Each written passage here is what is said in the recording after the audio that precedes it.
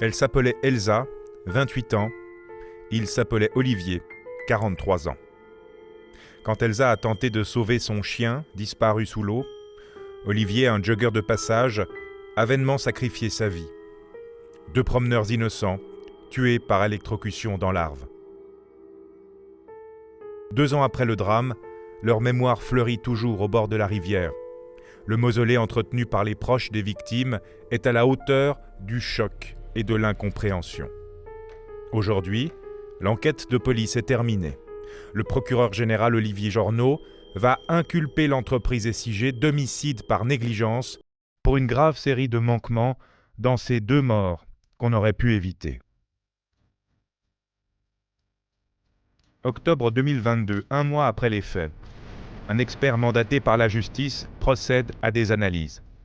À l'origine du drame, un barrage à poissons électrique qui jouxte la centrale de Vessy.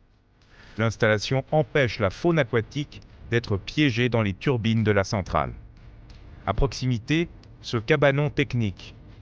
Débranché après l'accident, le système est rallumé ce jour-là pour les besoins de l'enquête. Gaines électriques altérées, pulseurs dysfonctionnels, appareil commençant à brûler. Le dispositif est dangereux et dysfonctionnel. Alentour sur le chemin pédestre, aucun panneau n'avertissait les promeneurs du danger électrique. Les relevés de l'expert sont pourtant formels. Du courant électrique potentiellement mortel pour l'homme est injecté dans l'eau en contrebas. Alors, comment a-t-on pu en arriver là ? Ce répulsif à poissons est installé en 2008 par une entreprise américaine spécialisée. Un ordinateur de contrôle affiche l'intensité du courant électrique injecté. Un logiciel de sécurité permet notamment la désactivation du courant en cas d'intrusion. Un système automatique d'alarme, mail et téléphone se déclenche en cas de problème technique. En tout, 6 pulseurs sont connectés au système. Des voyants lumineux indiquent leur bon fonctionnement. Le système est accompagné d'une documentation d'utilisation retrouvée par les enquêteurs. Elle prévoit notamment la signalisation des environs et le maintien des appareils à bonne température grâce à un climatiseur. Le tout est complété par une directive interne au SIG. Elle prévoit l'inspection hebdomadaire du barrage et la vérification de la génération électrique. Une autre directive indique « Mesurer les impulsions générées dans le canal de fuite. Période, 1 fois par an. » Dans les faits, aucune consigne ne sera suivie. Face à la police, un responsable du site dit même n'avoir jamais reçu de documentation. Voici les consignes qu'il dit avoir fournies aux spécialistes de la maintenance. Concernant la liste des tâches à contrôler, il s'agit un peu du bon sens. Les enquêteurs retrouvent les rapports d'inspection et de maintenance. Ils montrent des premiers problèmes dès 2016, nécessitant un dépannage. Mais, première surprise, cette année-là, décision de débrancher le système d'alarme téléphonique. Le système de transmission GPRS a été déconnecté pour ne plus envoyer les alarmes. Il a été déconnecté, ça générait des coûts importants. Dans son audition, un autre responsable explique. Je ne savais pas que ce modem avait été coupé. Pour moi, ce système n'était pas indispensable étant donné que la machine n'était pas dangereuse. C'est comme la radio dans une voiture, par exemple.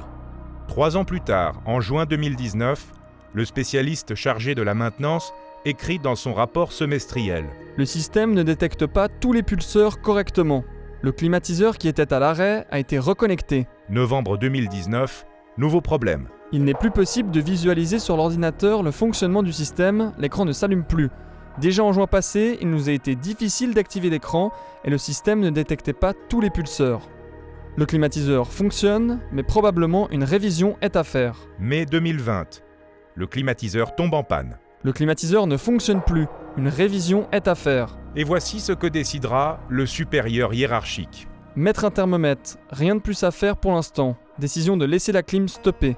Les données du thermomètre ne seront jamais relevées. Un responsable SIG se justifie. Le climatiseur, je dirais que c'était un luxe. Le système a fonctionné sans défaut, même sans climatisation. Mais fatalement, en août, une surchauffe nécessite une intervention. Puis, dès octobre 2020 et durant 2 ans, l'inspecteur de maintenance réalisera des copier-coller de ses précédents rapports. Il y rappellera que le modem d'alarme est débranché, l'ordinateur en panne et la climatisation arrêtée. Son contrôle consistera à regarder si les voyants lumineux clignotent correctement. Tout se faisait par avis sur notre système. Je faisais des avis et les responsables les fermaient sans pour autant que le problème ne soit réglé. Dans la documentation retrouvée par la police, il est question d'un logiciel de détection anti-intrusion présent sur l'ordinateur en panne. Mais ce responsable interrogé ne semblait pas au courant. Voici ce qu'il dit de l'utilité de l'ordinateur. C'était une façon conviviale de visualiser le fonctionnement des pulseurs. Je crois que ce monitoring n'était pas indispensable pour le fonctionnement. Je ne sais pas pourquoi ça n'a pas été réparé. Tout au long de ces années, rien n'a été inspecté comme le préconisait le mode d'emploi que personne ne semble vraiment avoir lu. Les SIG ont laissé se dégrader une installation sans la réparer. Pourquoi? Et ce n'est pas tout. Jamais depuis la mise en service de ce barrage, on a mesuré l'intensité du courant électrique injecté dans l'eau, sans parler de l'absence de panneaux danger pour les promeneurs. Depuis 2016, le système d'alerte téléphonique est débranché. L'ordinateur de contrôle est en panne depuis 2019. Idem pour la climatisation. Le 31 août 2022, la veille du drame, la centrale des SIG est avertie d'une surconsommation d'électricité au barrage.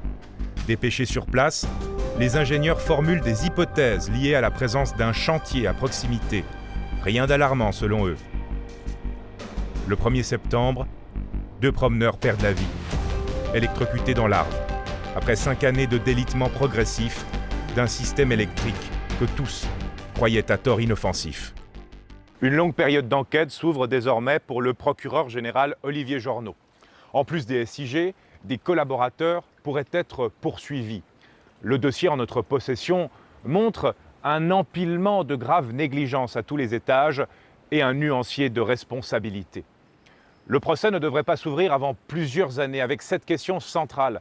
Les SIG vont-ils réussir à prouver que la machine seule présentait un danger ou si ce sont ces négligences humaines qui sont à l'origine du drame?